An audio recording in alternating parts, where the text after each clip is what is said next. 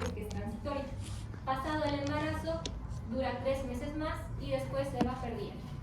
Entonces hay que hacer bastante control, porque si la mamá sigue con este problema, el bebé puede llegar a tener algún factor hereditario que tenga diabetes. Entonces tampoco es así nomás tan transitorio como dice.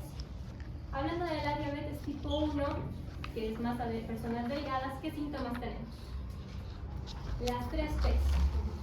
Poliuria, polifagia y poliuricemia. Perfecto. Hablando de la diabetes tipo 1, vamos a tener una cuarta P, que es la pérdida de peso. Las personas se van a volver más delgadas. Y eso está en todos los libros. ¿Listo? En la diabetes tipo 2, ¿qué nos dice ahí? Se produce, pero es insuficiente y no responde a los efectos. Entonces aquí la persona tiene que necesitar un requerimiento de insulina extra, ¿verdad? Entonces, a un paciente que no llegue a nuestra bolsa de salud, que sea un tipo INDEL tipo 1,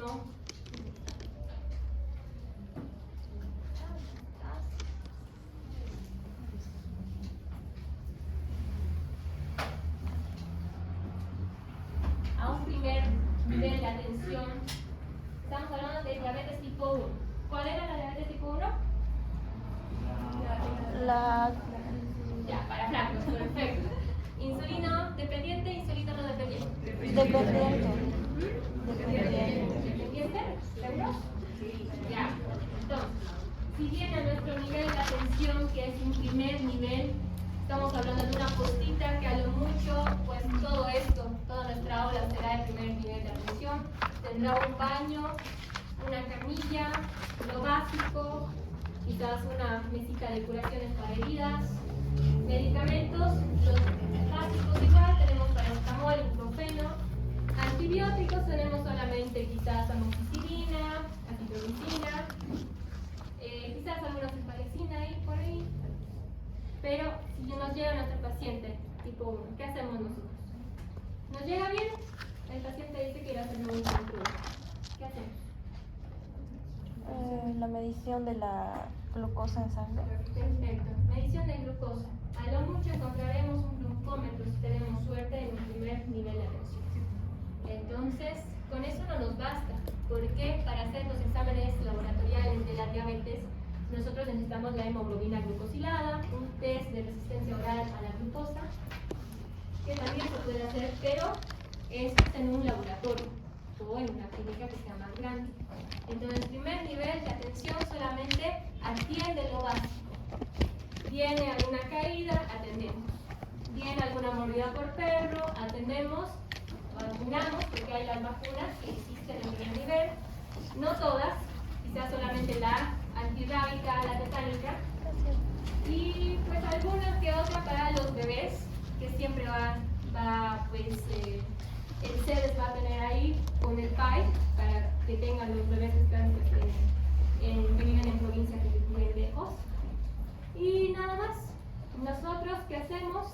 Tenemos que despedir a nuestro paciente o llevarlo a que se haga a un lugar externo, sus laboratorios pues, que sean pertinentes. Entonces nosotros podemos hacer una receta y indicamos, si es que no hay convenio, porque ahora todo es convenio con el SUS, ustedes han visto eso. Si no hay convenio con el SUS, entonces nosotros podemos mandar al paciente para que se haga particularmente. En cualquier laboratorio no hay ningún problema, pero después de esto tendría que irse a un segundo nivel de atención. ¿Qué hospitales están aquí o clínicas considerados como segundo nivel de atención? ¿Cuáles? Perfecto. La Caja Petrolera, el Hospital del Norte, tenemos Illacoyo, tenemos Acaba, ¿cuál más? El Hospital del Sur, Cochabamba. ¿Por qué van a ser de segundo nivel y no de tercer nivel? Porque tienen especialidades. Perfecto, porque tienen especialidades. Aunque un hospital, antes se decía que cuando un hospital no tenía quirófano, seguía siendo bajo nivel, sea considerado si era grande o no, seguía siendo un primer nivel. Pero ahora los quirófanos nos suben un poquito más el nivel.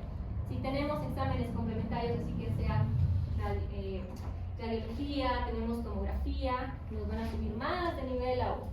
Entonces esos hospitales que hemos mencionado, todos van a ser de segundo nivel de atención. Tienen quirófano, están bien equipados, tienen vacunas completas, tienen todo lo que es el programa de vacunas por el PAI para que lleven a sus niñitos, y son hospitales públicos, eso es lo mejor, menos la Caja Nacional de Salud, que sabemos, o Caja Petrolera, que sabemos que son cajas privadas, y sabemos también que la atención de ahí es atención muy mala, ¿verdad? Entonces, si viene nuestro paciente, nosotros podemos derivarlo a que vaya a alguno de estos hospitales, a cualquiera, menos a las cajas. Si es que tienen caja, pues que vaya, pero tendría que madrugar desde las 3 de la mañana para que le hagan un examen, o para tener cita con algún especialista, porque sí hay especialistas en la Caja Nacional de Salud y en la Caja Petrolera. Entonces, aún así no los vuelven de tercer nivel, porque no cumplen las normas necesarias para que pasen a ser un nivel de 3 de atención. En el tercer nivel de atención, ¿qué hospitales podemos encontrar? Bien, perfecto. Primero. ¿Ya? Ya, el único público es el Viedma. Perfecto. Privados. Ángeles, Univalle, Los Olivos, que es uno de los más caros. Tenemos la clínica Santa María de Los Ángeles. Y creo que ya se nos acaban nuestras clínicas. ¿Por qué van a ser tercer nivel? Porque tienen absolutamente todo. Y algunos de estos tienen hasta terapia intensiva, que eso ya lo sube más aún de nivel. Puerto Durey, ¿tenemos aquí en Cochabamba? No. ¿Por qué no tenemos un cuarto nivel en Cochabamba?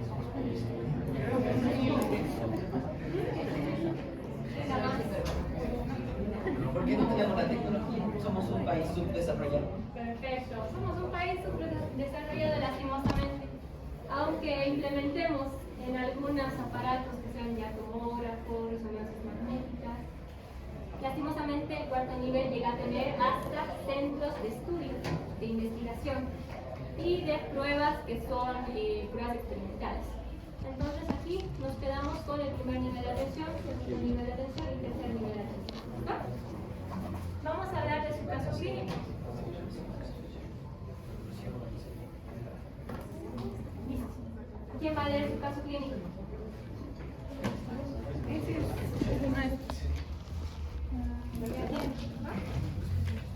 Varón de 68 años, con más de 30 paquetes por año y con antecedentes personales de obesidad. Diabetes mellitus tipo 2 con adecuado control metabólico y sin complicaciones micro ni macrovasculares y hipertensión arterial esencial en tratamiento.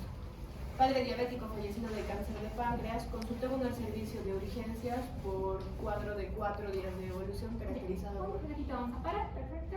Entonces, cuando nos dice tiene jugador 30 paquetes al año, antecedentes personales, tiene un índice de masa corporal. ¿Cómo se saca el índice de masa corporal? Había peso al cuadrado, ¿verdad? ¿Saben la clasificación de peso normal, obesidad tipo 1, obesidad mórbida? ¿Sí? Ya. Entonces, ustedes cuando tengan así algún índice de masa corporal, siempre fíjense en la clasificación que nos va a dar la Organización Mundial de la Salud. Esa siempre va a estar actualizada, ¿listo? Entonces, de acuerdo al índice de masa corporal, ¿sería obesidad? ¿Está bien? ¿O es algo un poquito más? ¿Sí? Perfecto. Entonces, cuando nos dice o nos habla de no tiene complicaciones ni micro ni macrovasculares, ¿qué estamos hablando aquí?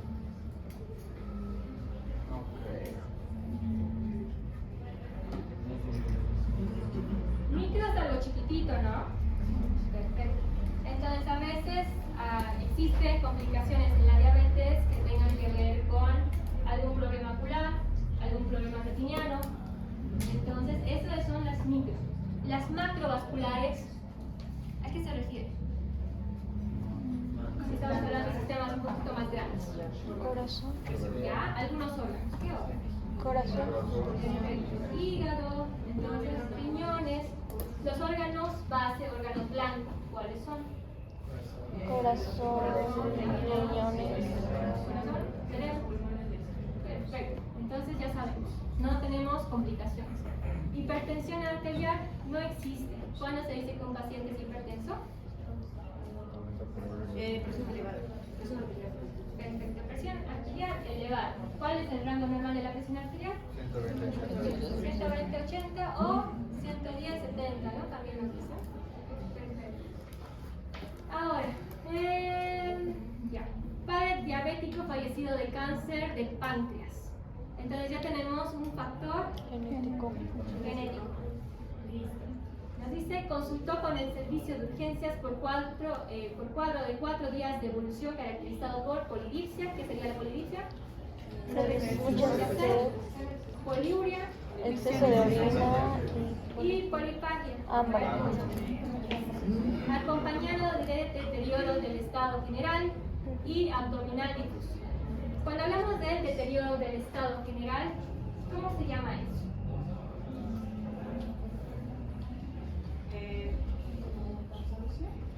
Ya, pero tenemos un nombre para eso.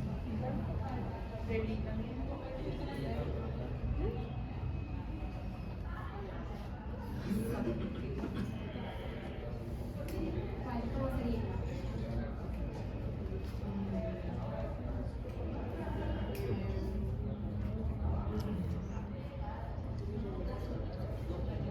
¿Cómo sería? 45 años. ¿Mm?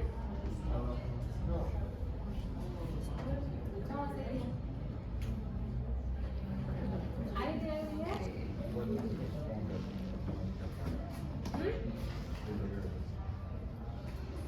¿Quién quiere hablar? No sé si está bien. Dime. Autoinmune. Ya, no hay problema. Muy raro. Pero obviamente aquí va a estar abajo, ¿no? La inmunidad de nuestro paciente, por algo está yendo al médico y por algo están saliendo los síntomas de la luz. Lo vamos a dejar por ahí. Y dolor abdominal difuso. Entonces no saben de dónde está viniendo el dolor abdominal. Sí, lo... Ah, ya, perfecto. Entonces vamos a ver. Presentaba pérdida ponderal de 5 kilogramos en aproximadamente mes y medio. Entonces, por eso hay una pérdida de peso y está 4 pesos, ¿verdad? Y en la exploración física destaca ictericia, que es la coloración amarillenta de las mucosas, que tenemos mucosas en los ojos, mucosas en todo lado. Sequedad mucocutánea, que eso es bastante importante porque nos demuestra que el paciente no está muy hidratado. Y dolor a la palpación en epigastrio e hipocondrio derecho, sin presencia de irritación peritoneal. Eso es bastante importante. Vámonos al siguiente. En cuanto a la analítica, el hemograma fue normal y la bioquímica destaca una glucosa de 541 miligramos de cilindro. Eso es bastante, ¿verdad? Entonces tenemos una clasificación o complicación en este caso de la diabetes. Eso ustedes deberían buscar porque mañana quizás les puedan preguntar eso. Complicación, cuando está encima de un rango, que este es nuestro rango que tenemos actual, ¿cómo se llama? Ya, puede ser diabetes insípida, pero tiene otro nombre. Hiperglicemia. ¿Mm? Aparte de hiperglicemia. Ya, ahí entramos. Entonces ahí entra la cetoacidosis diabética y el coma diabético. Entonces, ¿entre qué rango estamos? ¿Cetoacidosis o coma? Cetoacidosis. Perfecto. Entonces, eso es bastante importante. En medicina tenemos clasificación para absolutamente todas las cosas. Siempre tienen que ver más actualizadas. A veces nos quedamos con la tabla antigua y nos da un montón de variación. Bilirrubina total de 3,3 miligramos de decilitro, valor normal hasta 1,20, ahí tenemos los valores normales, que bien. A expensas de bilirrubina directa, la COP de 98, que lo normal es hasta 21, está elevadito. Tenemos la GPT, que lo normal es hasta 12 y está en 202.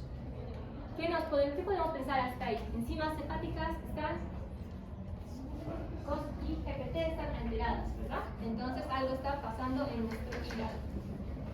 Nos vamos a la lipasa. La lipasa, sodio, potasio, magnesio y la proteína C reactiva. Cuando hablamos de sodio, potasio, magnesio, ¿cómo se llama? Es el ionograma. ¿Listo? Acuérdense del nombre siempre porque a veces nos preguntan y nosotros nos olvidamos. Es el ionograma, que se pide bastante cuando una persona llega deshidratada. Y a niños especialmente. Después, de orina selectiva fueron normales. La gasometría venosa reveló un pH de 7,31, no está tan alterado el pH. La PCO2 está a 41 miligramos. Después la está 15, a ver quién me puede ayudar a leer, chicos, en una muy buena acción. Estamos en 15,40. perfecto, 15,40. ¿Qué más? 20 gramos por mol. Ya, después también tenemos en los exámenes de orina a la glucosa con 3 cruces. Ya, hasta ahí. Glucosa con tres cruces, ¿qué significa?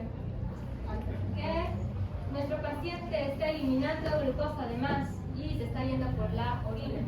Entonces, cuando los científicos antes no tenían en los laboratorios, lo que hacían era probar un poquito la orina para ver si estaba dulce o no. Eso es lo que hacían antes, porque no teníamos laboratorios, no teníamos nada. Y se llegaba a hacer, y se llega a hacer todavía en países que son subdesarrollados, como es India y quizás en algunos lugares de África. Entonces, sí se hace esa prueba. ¿Qué más, por favor? También los cuerpos cetónicos que tienen 4 cruces. Cuerpos cetónicos, ¿qué nos indican en nuestro caso? A nivel de creo que sí. La cetoacidosis diabética. Perfecto, entonces ahí ya confirmamos una cetoacidosis diabética con los laboratorios. ¿Qué más? La radiografía de tórax normal con el diagnóstico de cetoacidosis diabética. ¿Ya? Se inició el tratamiento con bolio de insulina rápida, seguido de bomba de perfusión de insulina y ¿qué más hacer? Con posterior reducción del ritmo de infusión a 0,0. Comenzó con 0,1. ¿Cómo es? Ya, entonces, le han puesto bomba de infusión. Cuando hablamos de una bomba de infusión, hablamos de que nosotros tenemos que llevar sí o sí a nuestro paciente a un tercer nivel. En un tercer nivel existe lo que es la bomba de infusión. ¿Qué va a hacer esto? Es un aparato automatizado que nosotros colocamos una vía venosa a nuestro paciente y automáticamente nosotros marcamos, es un aparato de terapia intensiva. Entonces marcamos cuánto por ciento va a salir la insulina en automático y nos olvidamos. Sí, seguramente primero ha salido en bomba, en un golo, ha sido rápido, y después hemos regulado con la máquina cuánto necesitaba según el requerimiento, porque le hemos ido haciendo las pruebas de glucosa, que sería con el glucómetro. Que cuando un paciente llega a nuestro centro, nosotros cada 2 horas se lo puede monitorizar, se le tiene que pinchar el dedito y vamos viendo qué tal está la glucosa sanguínea, ¿verdad? ¿Qué más?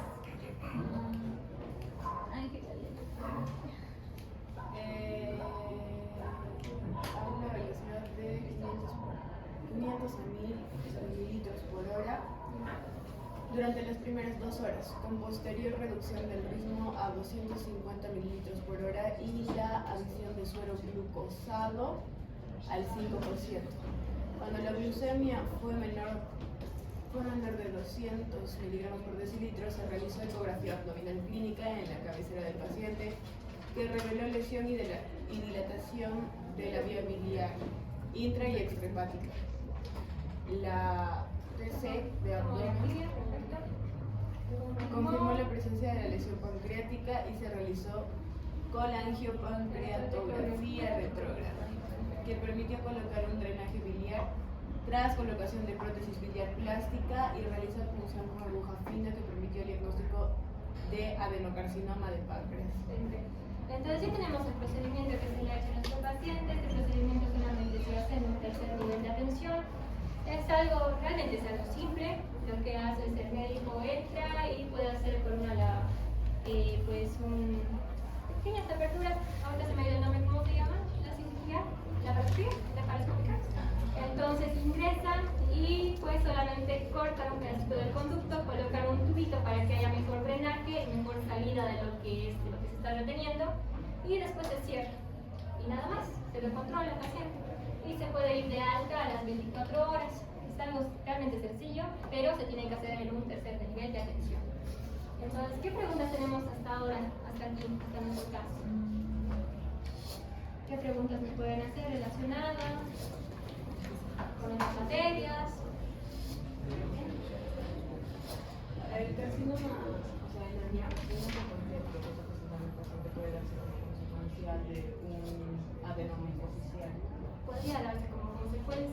también podría, si es que tiene factores hereditarios que el papá tenía, entonces también puede haber factores predisponentes para que este tenga, y más si tenía su mamá. Ahorita estamos avanzando. Puede Básicamente,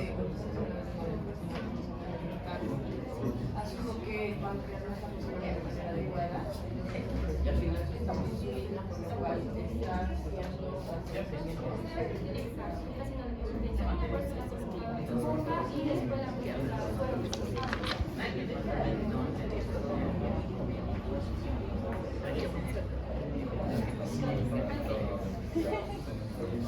o sea, la uno es dependiente de insulina, pero Bien, los dos. porque no puede estar. ¿Sí yo?